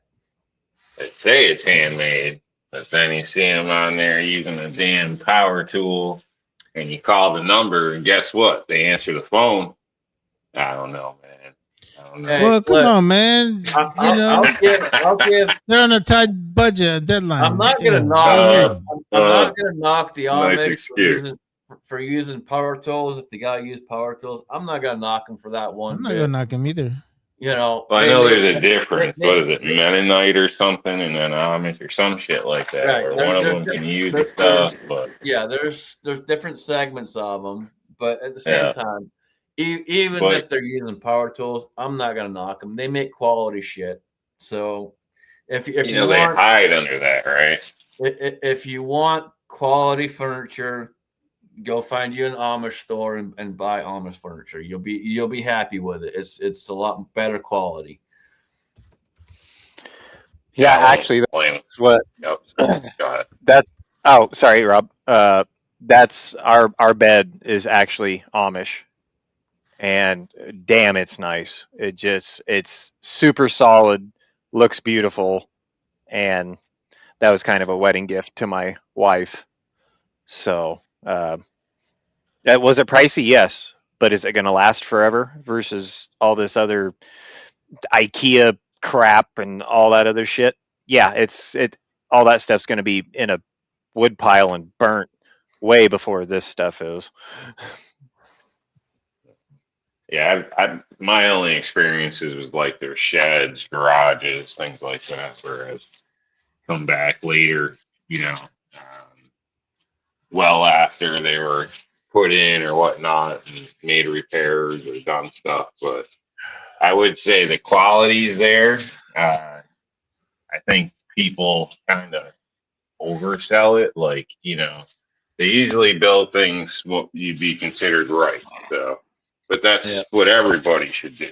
You know what I mean? No, that's the thing, man. I was having this conversation with my brother the other day. My nephew's actually going into the woodworking, and I'm glad to see that. I told my brother, I'm glad to see that. I told him there's people who have building skills are getting fewer and fewer. So it's good that he's going into a trade skill, and I'm happy to see that. And yeah, it's when I went back home, I did a bunch of work for my brother back home, and he was not happy per se because he didn't want me to be working. But I'm like, dude, I'd rather be here and do something than sit around my ass and do nothing. I don't want to just come here, sit out, drink beer and whiskey and eat your food and, do nothing. That's not, no. Like, if I can help you fix something, I'm going to fix something. So, I It's all fixed a right bunch. for a day or so, but after that, yeah, Yeah. So, I mean, I helped him fix a Yeah. bunch of stuff around the house and all that. And, his old lady was happy because we built a fence that needed built that she'd been waiting for like 6 years apparently, and she's like, "Oh, it only took your brother to come home for you to build the fence." Right. Yeah, she was happy. So she was pissed at me, but she was happy at the same time because me and my brother had more than a fair share of whiskey. So it was a back and forth of happy and pissed off. But yeah, New Texicans out there, and says recently I've become an outdoor chef as well. Yeah, for those who don't know, I got a smoker last year, and this past 6 months, I have been smoking like crazy, and I'm getting damn good at it, people. Damn good at it. I've actually got a pork shoulder sitting out in the smoker right now. It's been out there for about 10 hours.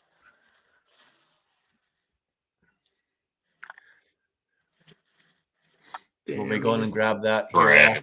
Hey, can you imagine Scotsman making one of those commercials like in the fucking Friday movie? Come to Scotsman. Stay so good. I'll slap your mama. I need to make a video. Hey, mama, what you want, Willie? Pow! Slap the shit out of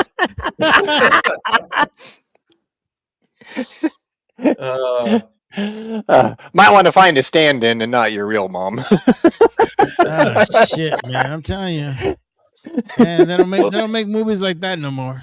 It's probably a good thing my mama's 6,000 miles away. Yeah, I don't think I'd really want to slap anybody's mama. No. Nah, it has to be real drastic, something crazy. Welcome to Scotsman. My mama's a little under 5 foot, but she's a firecracker. Oh hell yeah! They'll beat that shit out of your ass, man. She'll do the Scottish fucking. Oh, dude, it was funny. Crouching tiger, hidden dragon on your ass. You're like, what the fuck happened? What was funny was when I went home, I wasn't expecting it, man. So, my brother asked me when I went home, he's like, you want to see mom? I'm like, yeah, man, that's fine. Set up one day, no more than one.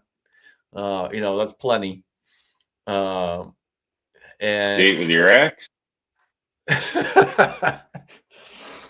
So I love my mother to death. I do. I absolutely love my mother to death. But the problem is she always has a way of trying to preach to you and trying to do this and trying to do that and all the rest of it. And both me and my brother can only take so much of that. I'm confused. I'm confused. Does that mean that she preaches to you because she knows who you are, or who you don't know who you are? She has no fucking idea who I am. Oh, still, you're her baby. You got thrown out of the country. In her mind, I still am, but she has no idea. She has no idea. Got thrown out of the country. You've been molested by American women. I mean, she's just trying to look out for you, man. She has no idea what. Probably wants to feel needed and offer you some kind of peace and support. So you're not helping, dude. Just saying. When I got home and she shows up, you know, I've told this story before, but my brother introduced me as the contractor because I was out working on the roof, and I get down off the ladder, and she's just kind of standing there looking at me. She doesn't know what to think or say or whatever, and it takes her like 5 minutes before she realizes who I am. You know, and then we go inside, sit down, and we're talking, whatever, and she's there for probably 2-3 hours, maybe. But throughout that entire time, man, she got fucking sassy in her old age. She was firing all kinds of bombs off at me that I never expected. And you know what? I made a rule back in the day that I never cussed at my mother whatsoever. But fuck all that. You know, after that shit, after some of the stuff that came out her mouth, oh yeah, it was on. How old were you when you left? Oh yeah. Yep. How old were you when you left? I was 21. Okay. So she might have seen you as a kid at that point still, and now you're an adult that's traveled and been molested by American women, so you've heard worse. So one thing she said to me was she goes, "I don't like your beard." And I just stop and I look at her for a second. I'm like, well, it's not on your fucking face, is it? Oh, that ain't right. Yeah, I'm with your mama on that one. I had to get up, smack you in the back of the head, like, don't you talk to your mama like that, shit. Yeah, you don't talk to Yeah, you don't talk to black moms like that, man. You won't have a dick. Not if you want to live. Well, that's a good thing she ain't black. No, man. I just told her straight up. I'm like, it's not on your face, so yeah, deal with it. It's not going anywhere. I don't care if you like it or don't like it. It's not like you got to look at it every day. You ain't gonna see it. Well, you don't have to be so sensitive about it to your mama that you haven't seen in years. Hey, dude, she wants to come out and be a sassy ass motherfucker. I'll go right back with the sass, dude. I don't give a shit. Hey, that's your mom, and it's been years. It is my mom. Next time you need to bring me with you so I can show your mom the proper respect. Bro, they're Scottish, okay? Scottish. Hey, Rob, you keep your hands off my fucking mother. Damn black guys, man! I tell you, can't don't be jealous. She wants me hug on her. Hey, now I'm telling you, she wants to yell at you. Hey, you're my brother, but I will beat your ass. She cook? Oh shit! Here we go. You just stepped on a line right there.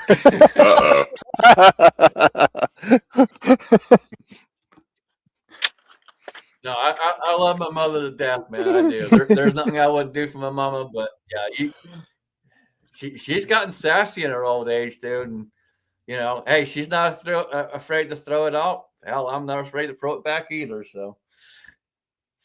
Yeah, man. The older people get, the less time for bullshit they got. You know, I get along great with old people just for that reason. They're done with the bullshit. They don't give a shit if you like it or not. That's right. They're not politically correct at all.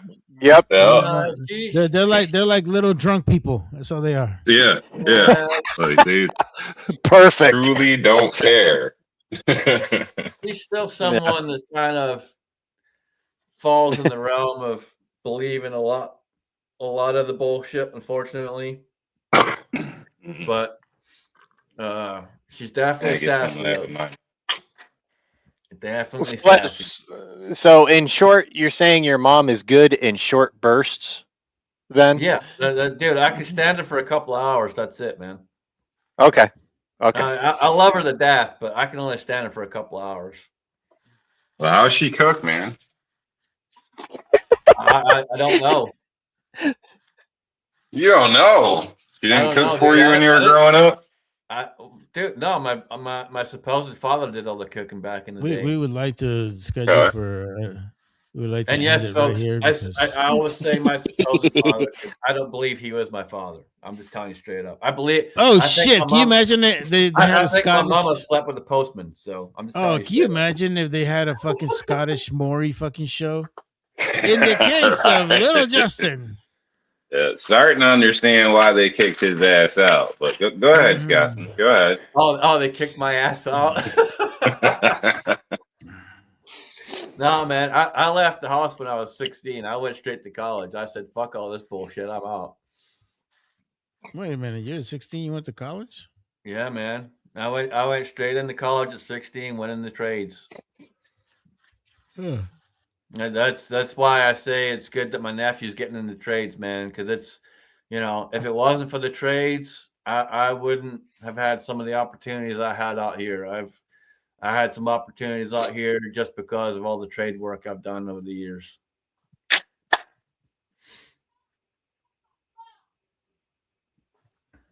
Like when I first moved here, I didn't have a whole lot of money in my pocket, and the only way I was able to make money and pay for the paperwork and all the rest of it was I was installing doors, windows, doing some framework and some other shit for people. So yeah. This fucker was working like a Mexican and he survived. Damn right. White Mexican. Yeah, you might not get rich, but you can definitely get by if you got some skills and aren't, too proud or unwilling to use them. So. Oh no, that's one tall Mexican.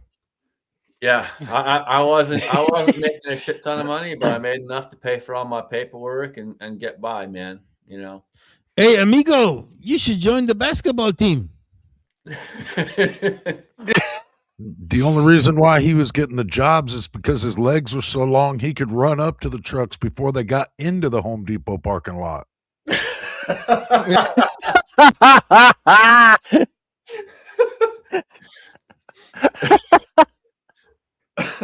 I'll do it $5 cheaper than that motherfucker over there.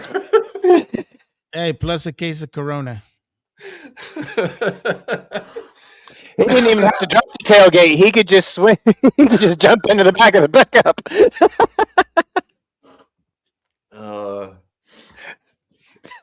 was good times, man. It was good times. Oh boy. Oh, getting deep in here. I think sometimes some of the stuff people pay you for is just absolutely crazy too. Like, you can mean like doctors, lawyers, and they're literally paying you to hang a picture on the wall because they can't get it on the wall straight. Some of this, yeah, it's called trade, not just man, one, but it's just crazy. You got your little Ryobi leveler, and you good to go, man. You make some money. I had one guy that would call me up every time a breaker popped. He'd pay me well. I'd get up, go over there and charge his ass for going in and just flipping the breaker because he didn't want to touch electrical boxes. I mean, some of the stuff is just as stupid as shit. And it's known to be stupid. I mean, even just going around a house and changing receptacles out, switches, everybody's scared to death of electricity. I mean, an idiot can do it. You can go buy a tester to make sure you did it right afterward at Harbor Freight for like $3 or something. Yeah. Hey, don't be telling all our secrets, fucker. Yeah. Some of this is it's just amazing me. I mean, but you can make a living, pay your bills, take your kids out, do shit. Other people's, in some case, stupidity, in some case, lazy. And I understand that, time's the issue, but some things you shouldn't do yourself, but other things you shouldn't be scared to give it a try. I mean, you wasted a little time and you try it again, but those are things that the nice thing about having trade skills is there's always people that are out there looking for something. So, if you need extra work, there's always ways to make money out there, and so that's always been something that's come in handy. I've done a bunch of decks and stuff over the years. Man, you name it. I've done all kinds of shit. I've done a bunch of corporate stuff where it's been big, huge buildings and painting 100-foot freaking walls and all kinds of shit. It's, there's a lot of stuff I've done over the years.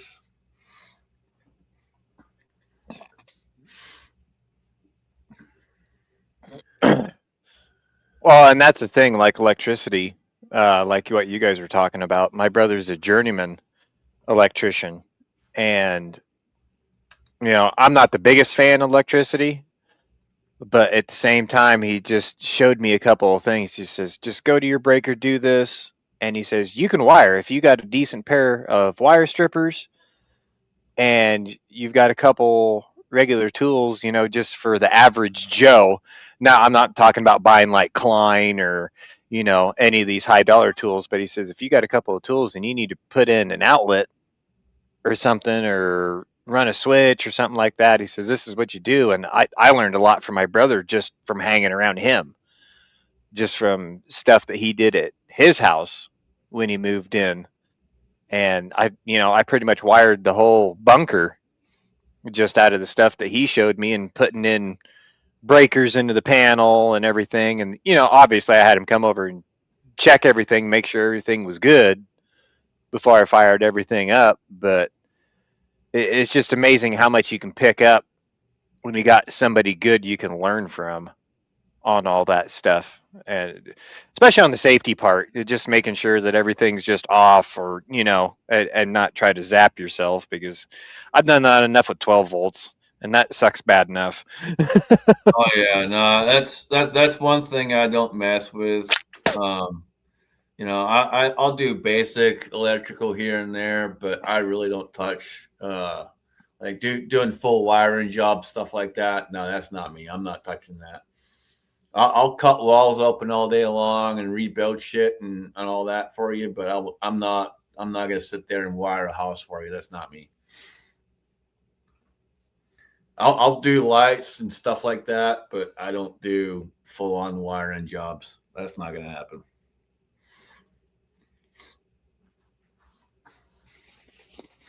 I've been shocked enough times over the years. I'm not fucking with that.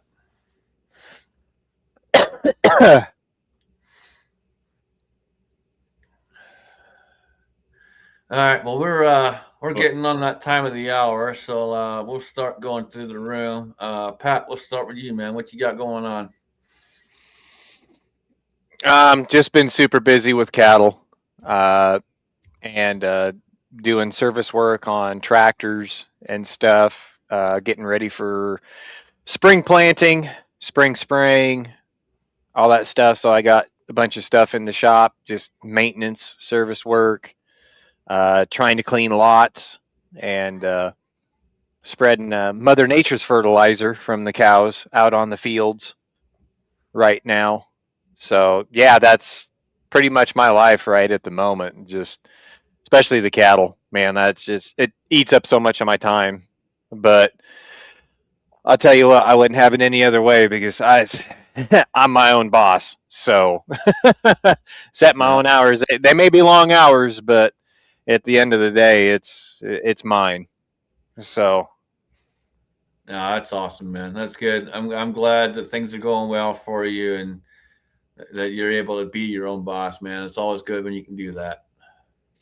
yeah, I worked in the industry for other people for lots of years, and some of the jobs were better than others.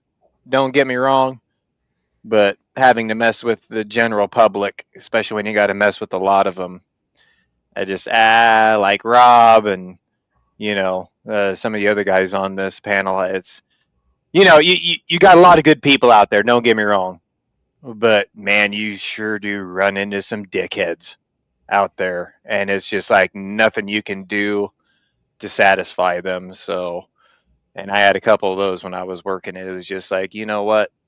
I don't have to work on your shit anymore. So, because they ran everybody else off. So, but anyway, getting back to it. Thanks, Scotsman, for having me on. Thanks for letting me hang out with y'all tonight. And so, anyway, yeah. All right. Always appreciate you, man. Good having you. Let's see, Rob, what you got going on, man? It's more work and hustling. I would say, yeah, it's definitely better to work with people than for people, if that makes any sense. Uh, Yes. you know, it's you can still have your autonomy at times. A perfect example is the whole, bug thing that went around not long ago. Nobody's forcing me to get anything to keep my employment. Um, some jobs got altered a little bit, but honestly, most of the people,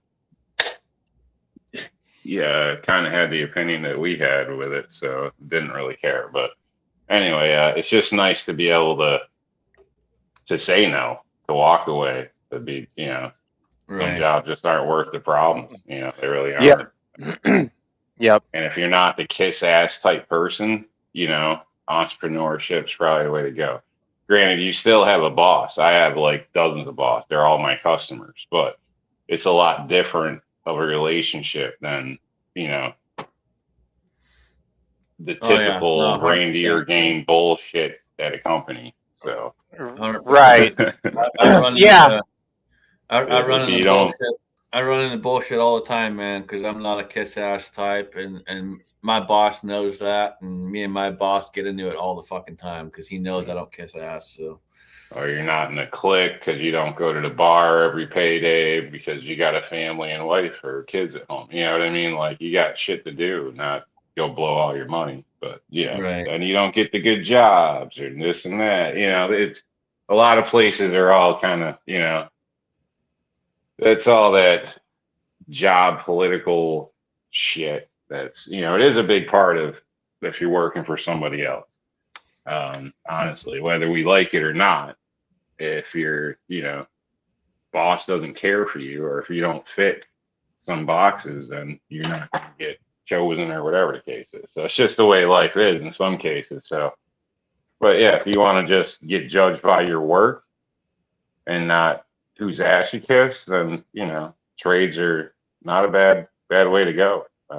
Either you suck or you don't. A lot of people think they're great and they're not, but and nobody's technically perfect, but you can have a better run. I'm definitely a firm believer in having trade skills, especially woodworking skills. There's, like I said earlier, there's fewer and fewer people out there that can actually do any good woodworking, and it's tough to find that, especially ones that do a lot of stuff by hand, and get a good fit. That's a tough thing to find anymore.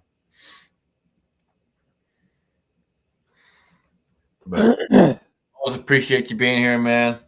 Yeah, thank you. I'd say it's patience and care. When you're a 9 to 5 or whatever, a lot of people aren't happy with their jobs. They really don't care. They're just doing it because that's what they're supposed to do. But a true craftsman enjoys it. He's not happy until it's right, and sometimes that costs you money. Sometimes you're so OCD, it's just a bad business for you because if you can't get things right, you're just going to lose money. Yeah, no, I've definitely had jobs where I've lost a little bit of money because I had to put a little more time in. But I'm that way of just like you're saying, man. I'm going to make sure it's right. So, if it costs me a little bit more time, a little more money, hey, I'm being paid to do the job and do it right. I'm going to do it right. So, if you get a call back, it'll be for something else or something good. Good, because rework's the worst thing you could go for. Yeah. But yeah, because if that customer knows you went the extra mile on something just because something wasn't quite right and you had to spend a little extra time on it, guess what? That customer's probably going to come back. Well, the other part to that is they're going to recommend you to other people, man. That's the kicker. Yep. That's the key of it is recommendations to other people. That's I need this done. Oh, I know the perfect guy for that.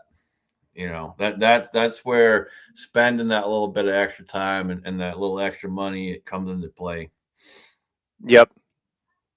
I'd rather spend a little extra money than have to have it all redone all over again. Yeah, and again, with the way people talk, you get in a bad spot and you rush something and it doesn't come out great. The customer's not happy. As he said, referrals. But if you did do it, lost a little time, didn't make what you should have out of it, with a happy customer, more than likely, they're like you said, they're going to pass so it's not always a loss. That job may have been the opening to something bigger, Absolutely. So don't just, Yep. it's no big deal. And I think that's another problem. People assume too much of people. There's a lot of people with money that don't look like they have money, and that's why they have money. So, don't judge people, or people don't know what they're doing. Even if they pay you to do it, they might be retired at doing it and don't want to do it. So if you don't know, don't be a dumbass. Sorry. No, you're good, man. You're good. We don't judge you for eating salads. We know you eat salads to save money, and you're a rich motherfucker. We know that. All good. No, I wish. Salads aren't cheap, man. I might be rich if I try to eat good food. It's all good. Battle Bean, what you got going on, brother? Fuck, man. I don't know. I should go. You guys fucking yapping about the same shit for 10 minutes. All right. It's became a fucking contractor farmer fucking chat. Like steady. No, yeah. No, it's great, man. I always appreciate being part of the team, man. It's we always have fun here, especially when getting ready to go to work tomorrow and work like fucking Mexicans and shit, But yeah, we are doing good, man. I don't really got nothing much going on, just working away, man, and doing some reloading, and that's about it. Because before you know it, it's gonna be the devil's asshole over here, and I can't reload. So, gotta make sure I get it in before it gets stupid hot. But no, it's great, man. I always enjoy the chats. I enjoy the we always learn something every time on these chats. All right, so much love, guys. That's all I got. Awesome, man. Always appreciate you being here, brother. Always good having you and having your input. So thank you, man. Appreciate you very much. We had lots of good talk up in the side chat, lots of good comments out there. Appreciate everyone out there hanging out with us and enjoying the show, being a part of the show. The show doesn't happen without you folks. So always a big thank you to you guys out there. And with that being said, Allen, please take us out, right, brother? Oh, man, I have got nothing to pitch. Nothing at all. Nothing. Okay, shut up. Keep going then. I do have some advice. I do have some advice. You were given 2 ears, 2 halves of a brain, and 1 mouth. So every now and then, listen twice as much than you speak. Other than that, as always, keep them magazines loaded and one in the chamber. Woo!